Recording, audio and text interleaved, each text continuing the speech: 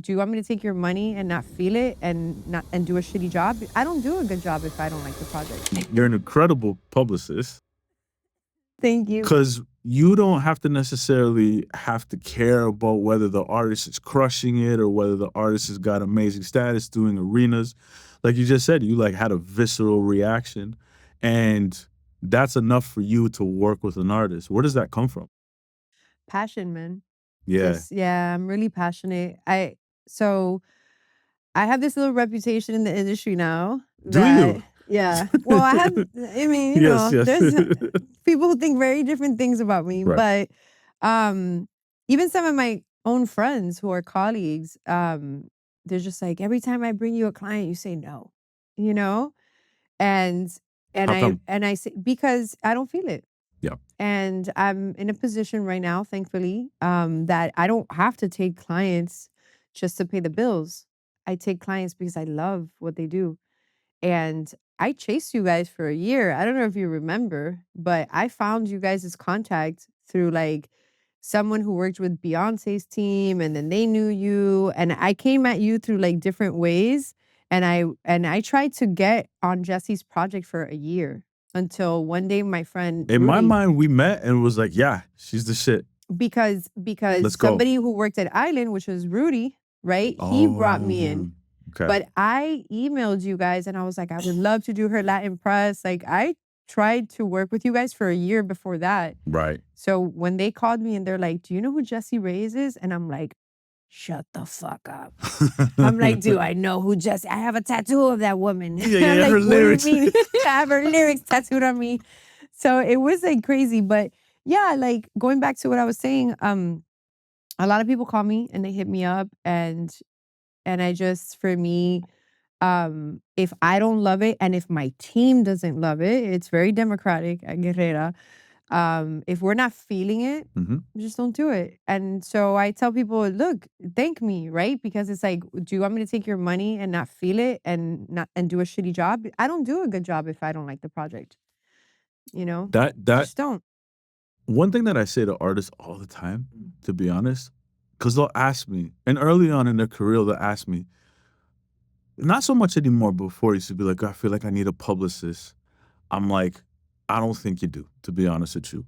And what I say is, unless they're coming to you, I don't think you should hire a publicist, because you're going to be paying whatever amount of money for them, and they're not going to prioritize you. You don't even know where that money's going. Right. I feel like it's better if the publicist finds you in some way, shape, or form. Or if I was like, you know, if we're homies and I say, hey, yo, you should listen to this music, you're like, I fuck with it heavy. Then you'll go to it. Right. Is that the right way to think about it?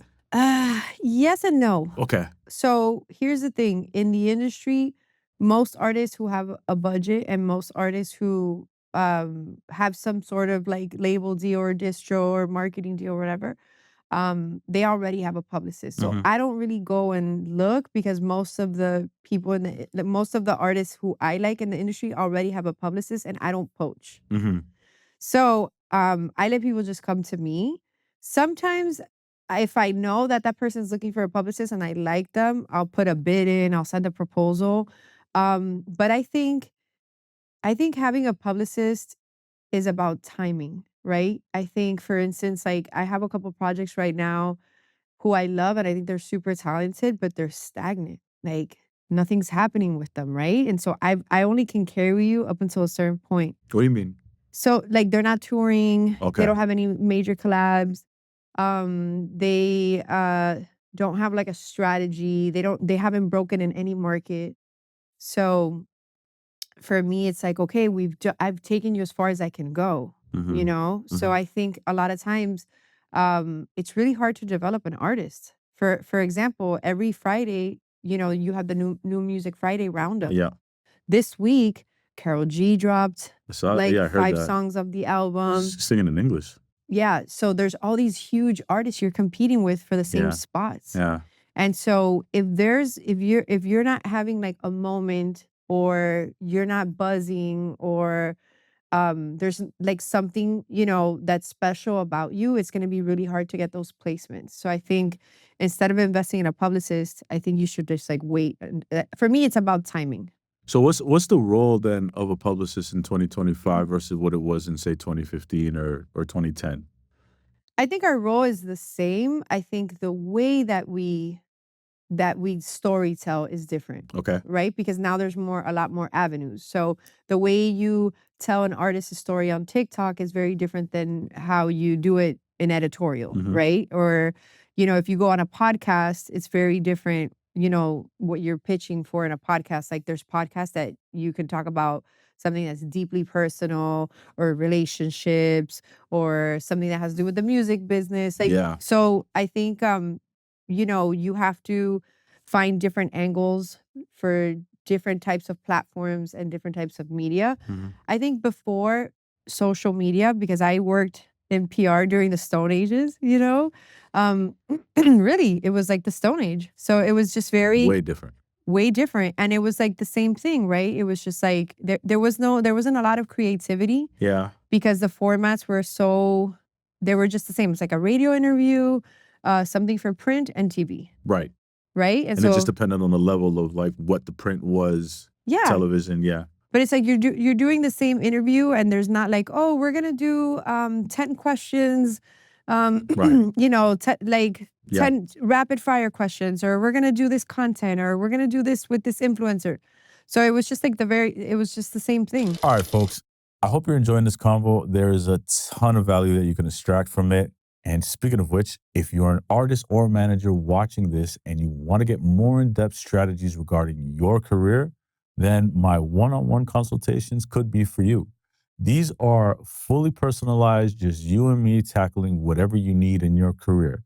Now, if you're not familiar with me, if you don't know, I have over 16 years of experience working with artists like Jesse Reyes and Eminem, to managers like Troy Carter and Tyler Henry, to working with brands like Nike or the Toronto Raptors.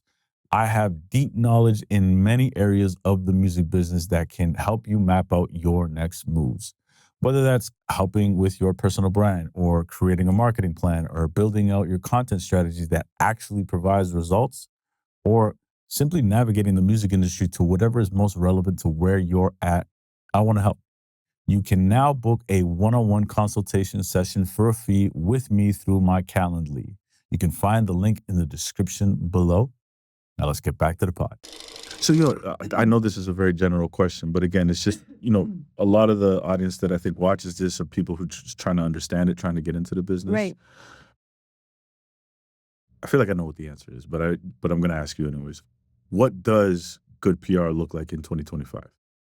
I think strategy is super key, and I know that sounds really obvious, but you'd be surprised at the amount of publicists who don't have a strategy, right? What does that mean? So, okay, I take you on as a client right now. Yeah. We're in June. Yeah. What events are happening from June till December, right? So in the Latin industry, there's these award shows happening here, here, here. There's these major festivals. There's Latin Billboard Week. There's the Latin Grammys. In Art Basel, there's a lot of stuff that happens in Miami during that week. So, how are we going to flesh out there's the LAMC now in July in New York. How are we going to create a strategy incorporating all these events, right? So that you maximize the visibility. So, okay, so LAMC week, for example, that's in a couple weeks in New York, July 8th through the 11th. And it's a week where a lot of the industry goes, and there's showcases and all the labels do showcases, and it's really cool, right? Yeah. There's panels. It's like a billboard, like Latin Billboard Week. So, okay, we have an artist. I have a client right now, who's performing at the LAMC. So then, what's the strategy? Do we drop a single before the LAMC, or do we get eyes on the project first? And now that you have all these eyes on you, then the next week we go out with a single. So it's like that type of strategy, right? And I'm like, okay, well, don't drop, your EP the week before Latin Grammy, because the only people getting coverage are the people who are nominated. Yeah. So it sounds simple, but a lot of people don't even think build about that. strategy about around that. Yeah, So also, like, strategy includes, like, what type of content are we going to create? Who are we going to give those content pieces to? Influencers. This is something that 20 years ago, we didn't have influencers. Right. We didn't have to think about that. We didn't have to create content, right? Mm-hmm. And so I think that's really, really key. It's crazy because I'd like, even now I think about, I was talking to somebody about this the other day where he was thinking about strategy in terms of, okay, well, if my artist is from LA, I want to make sure that I get a young LA artist that as a feature, somebody that's a little bit more above, but in the same kind of generation. And then my head immediately goes to like, well, who are the popping streamers in Los Angeles that the artist can actually go to? I think about it like that in terms of like good publicity. But how often are you thinking about the podcast and the streamers? Is that grown a lot more in the space? Yes, Yeah. definitely. Yeah. And that's something that most of my clients, my clients are like the cool kids. They're not trying to do that shit? No, they are. Oh. That's the only thing they're trying to do. They're not trying to do anything that's traditional. Everybody wants to go on Kai? Everybody wants to go on Kai. So yeah, everybody's moving into that direction. And a lot of times they're like, oh, can we do content with this influencer? Yeah. And I'm just like, yeah, sure. What's your budget? Right. So I mean, you gotta pay to get onto these? Most of them. Yeah. Really? That's the only way that they make their money. The streamers? Some streamers, yeah. Most influencers, some no. Oh, influencers, yeah. Yeah. Yeah. Yeah. I'm talking about mostly influencers. Yeah. Okay. What kind of influencers? Like that? TikTokers. And going and doing IG, something with them. Doing any type of content. Are small hits with those people. Yeah, they're all over the place right now. Yeah. And but you're not. You talk about looking at the calendar, but you're also looking at it just depending on who the artist is, right? You got to get to know who the artist is. Of course. Yeah. What's a good? Can you give an example of some of these a rollout that you had that it went incredibly well as a recent, where like you hit all the targets and everything kind of got a little bit bigger? Sure. I think my favorite case study is J Noa. Okay. So you know J Noa, right? Yeah. So I started working with J Noa when she was 17 years old, right? So she's, for me, one of the most fire rappers, right? And I say in Latin only because she doesn't rap in English. Right. But if she did rap in English, she'd be insane. She'd bodied everybody. So Jay, I picked her up. She had a little buzz in Santo Domingo in DR. And I fell in love with her like right off the bat. You know, I'm a big hip hop head. So I was like, oh my God, all right, let's go. So the first single she came out with was about a girl who had a kid who got impregnated after like having a threesome and started doing drugs and then like abandoned her baby because she was like fucked up on drugs. This is a 17-year-old who wrote this song when she was like 16. And in the video, she's a Afro-Latina woman, very dark skinned, and she comes from like one of the toughest hoods in DR. And the whole entire video was like a white family like going into the hood in like a golf cart, just like seeing how they live, like almost like it was like a spectacle type of thing. You know what I mean? And like she's 17 years old. Like when I saw that video, I was just like, what? She was still in high school. It's like some Nas shit. Some Nas shit. Like Lauryn Hill. Yeah. For me, she's like a young Lauren. Oh, okay. She's like, if Lauryn Hill and Busta Rhymes had a child, this would be J Noa. That's good. That's a good comparison. Yeah. Just because she has Busta Rhymes speed, you know? Anyway, so I just started like talking to everybody about her, and I'm just like, this girl's a phenomenon. She's 17 years old and she's writing stuff that's so deep. She was already writing songs like criticizing her government. Were you working with her already at this point or no? I started working with her with this song. Okay. And I was just like, poof. So in 6 months, I got her on Tiny Desk. Nice. And wow. Yeah. Yeah, I know. I didn't know that. My other clients were pissed. What? Because they were like waiting for years. We'll talk about that in a second, but yeah, go on. So within 6 months, I hit up Bobby Carter. Shout out by Bobby Carter. He's my boy. And I hit up everybody. Anna, Maria, who's like my sister, Felix. I was like, you got it, this girl, da-da-da. 6 months later, they were like, Loren, J Noa. And I was like, I know, I've been telling you, right? So it happens. Check this out. She's 18 by the time she gets on Tiny Desk, right? Wow. She had never performed in like a hood party. She had never performed outside of a hood party Mhm. And I'm talking about like un teteo is like a hood party. It's like a party in the hood. It's just like, you know, a couple speakers, like you're just Yeah. singing for like people on the block. Yeah, on the block, yeah. That's the type Yeah. of the parties that That was the performance that she that's done. the performance she had done. She had never ever done anything outside of that. No club, Right. nothing formal, nothing. Probably some of the hardest people to impress though in the hood. You know what I mean? Like, Well, that's still, sure. yeah. Of course. Yeah. You have to earn your Gotta be stripes. good, Yeah, man, of yeah. course. But the first real stage where she performed at It's Tiny Desk? was Tiny Desk. The first time she was in the US, the first time she performed outside of her hood, the first time she was on a real stage was Tiny Desk. How did you feel comfortable to put her on there and know that she was gonna body it? Because I told Sony, you need to hire the guys from Coast City. You need to hire them. Who are And they? they need to, Danny Flores and Jean Rodriguez. I'm like, you need to hire them to like MD this. They're gonna put together a band. Oh, the guys that you won the Grammys. Yeah. Yeah. Nominated. Nominated. Sorry, So nominated. yeah. And I was like, they're the best in the game. You need to call them no matter what the budget is. Just I'll work with them. Like they're the homies, they're yeah. my brothers. I love them for life. I was like, you call them, they're gonna put the band together, they're gonna MD this. Wow. And they listened to me. Sick. And I mean, when Ebro Darden started talking about J Noa, I was like, oh my God. So it just snowballed after that. Right. After that, it was just like New York Times, Rolling Stone, Billboard. I got colors for her. Are they reaching out to you, these publications? Or are you putting it Both. into them? They now know. Both. Okay. Yeah. I shot it over to Ebro because I knew he would love You her. fuck with it for sure. And he did. Boom.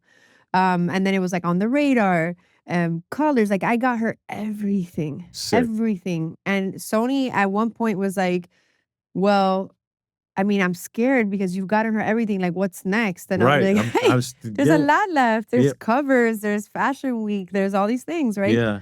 So the week after her Tiny Desk dropped, which went viral, she got nominated for a Latin Grammy.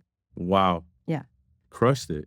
It was insane. It was insane. How important is it that she's also in it, making sure that she's delivering her best? For the artist, so period. important. Yeah. So important. I mean, they rehearsed for like 2 weeks for hours every day. Really? She wanted it. She got on there and I was bawling, like crying. She did it and it was flawless. Like flawless.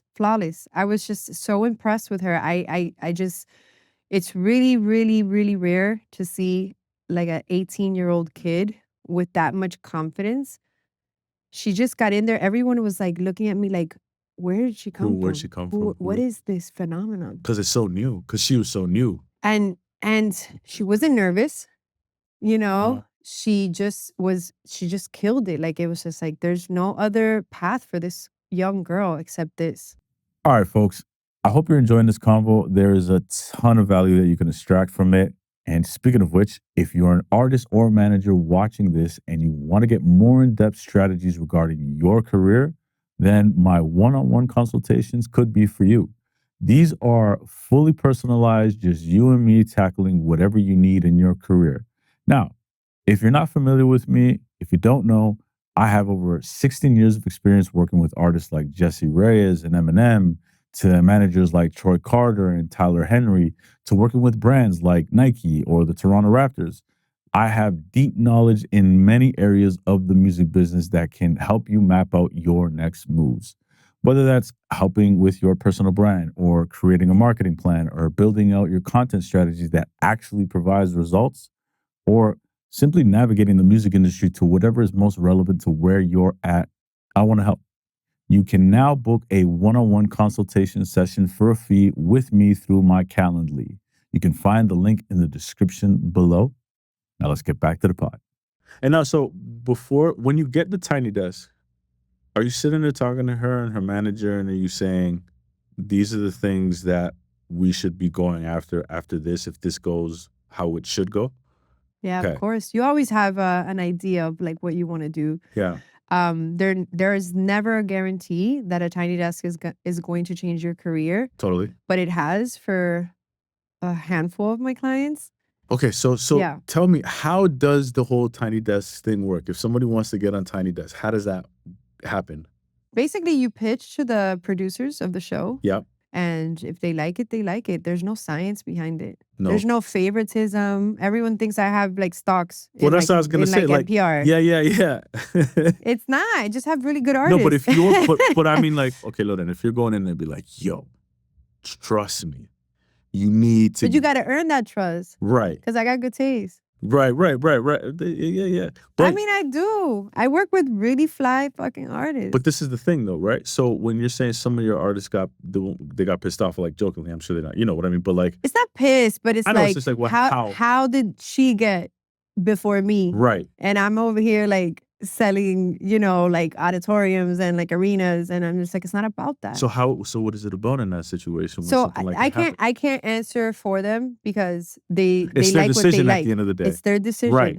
That's what I pitch. I'm like, these are my priorities for this year. Yeah. These are the artists that, my priorities, meaning, like, you need to do Tiny Desk at the right time, right? There's also artists who are at the beginning of their career, but a Tiny Desk is like, let's do it now, who cares? But there's artists also that are like, wait, it's not the right time. So I think, you know what I mean? Because, okay, when you get an artist who could rap as fast as, like, J Noa, she Yeah. raps as she could, like, she did a word count, and she could go as fast as Eminem and almost as fast as Busta, if not at the same speed. Like, it's a phenomenon. Mhm. When you have something like that in your hands, you need to just get it out to the world ASAP. Everything else is And just more to of a strategy. Yeah. And it's like, look, we do this first, we do this first. Then when we have, like, like the buzz and we have everyone looking at us, then we go for the Tiny Desk, right? Because if you do it too early, sometimes it doesn't work. It doesn't have the same impact. It doesn't have the same impact. Yeah. But with her, it was different. She's like a rare case. That made her in many ways. Completely made her. Yeah. Completely. It changed her life. It did the same thing for Catriel and Paco, Amoroso. Okay. They had the biggest Tiny Desk of 2024. Okay. Wow. Yeah. So it just depends on who the artist is, where It they're really on their just journey. depends. No one thought that was going to happen with Catriel and Paco, Amoroso. Mhm. With J Noa, I said it. I'm like, we're going viral. I know it. I feel it. I was there. I was, like, shook. You just know. When you're there in the moment, you know something. I mean, So like, true, so her true. A&R was crying. I was crying. Like, everybody in NPR was like, what did we just experience? That's cool. You know what I mean? There's some artists that are like that. Like, there's some artists that have that. I don't know. It's just hard to explain.